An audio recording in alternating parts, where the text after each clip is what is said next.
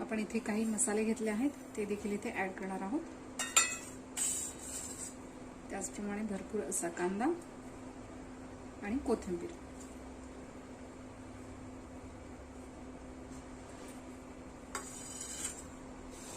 So आपल्याला पाणी घालून हे याचं एक बॅटर तयार करायचं आहे। सो आपण आधी हे कोरडं मिक्स करून घेऊया।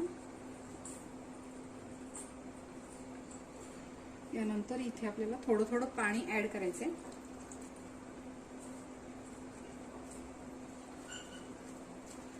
आणि याचं एक बॅटर तयार करून घ्यायचंय। खूप पातळ असं बॅटर करायचं नाहीये किंवा खूप असं घट्ट देखील करायचं नाहीये।